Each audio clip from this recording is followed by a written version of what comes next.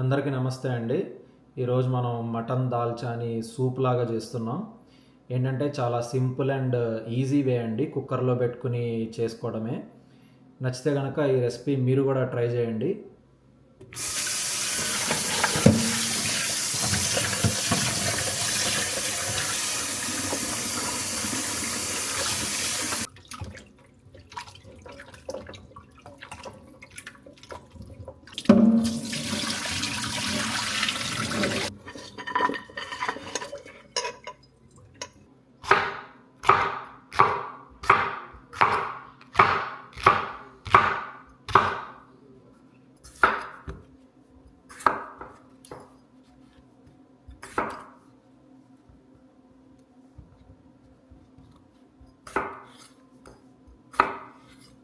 నేనైతే పొటాటోస్ని ఈ తోలు తీయకుండానే వేస్తున్నానండి, ఎందుకంటే కొంచెం ఫైబర్ కూడా ఉంటుంది దాంట్లో.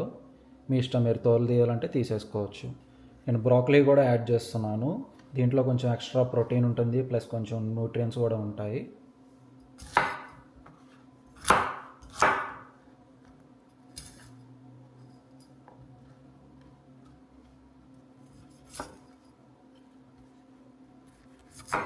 ఇప్పుడు మనం కడిగి పెట్టిన మటన్లో ఈ వెజ్జెస్ని యాడ్ చేసుకుందాం.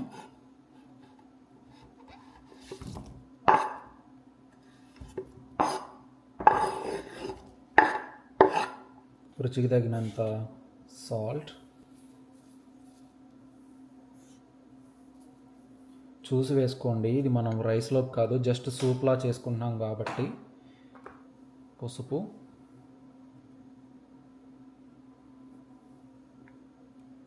కారం,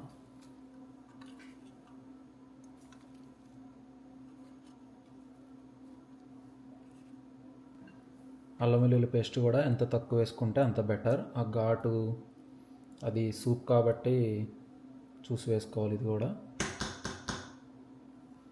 ఇందులో మనం గరం మసాలా లాంటివి ఏమీ యాడ్ చేయం, జస్ట్ ఈ స్పైసెస్తోనే ఆ ఘాటుని లాగించేద్దాం. అండ్ ఫైనల్గా మనకు దాల్చా సూపీగా రావటానికి పెసరపప్పు, ఇది కూడా చూసుకుని వేసుకోండి. ఎక్కువ వేస్తే అది కర్రీలాగా వచ్చేస్తుంది గట్టిగా, సో మనం తక్కువ వేసుకోవాలి, జస్ట్ టెక్స్చర్, సూప్ టెక్స్చర్ రావడానికి. నేను 1/2 లీటర్ మంచినీళ్ళు పోస్తున్నాను.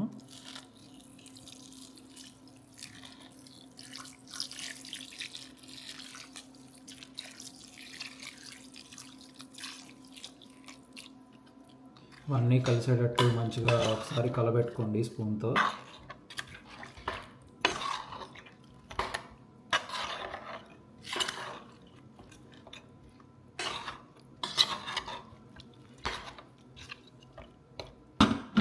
కుక్కర్ పెట్టి పొయ్యి మీద కూర్చోబెడదాం.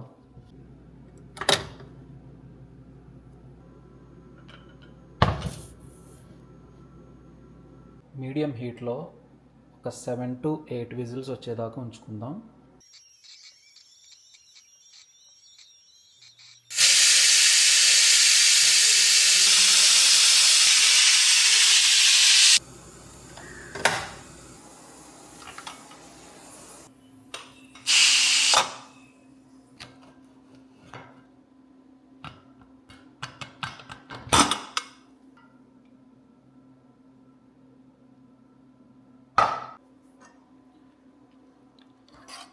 మంచిగా ఉడికేసిందండి. ఇక్కడ మీరు చూస్తే ఈ పొటాటో కూడా మంచిగా ఎట్లా అంటే ఇట్లా, ఈవెన్ మటన్ పీస్ అయినా కానీ.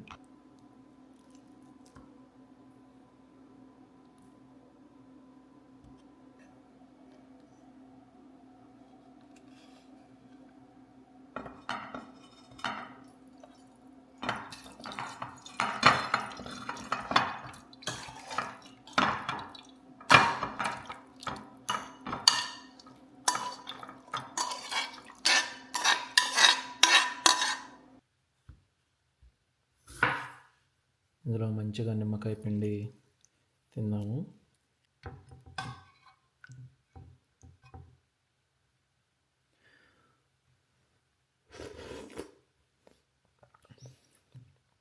చాలా బాగుందండి.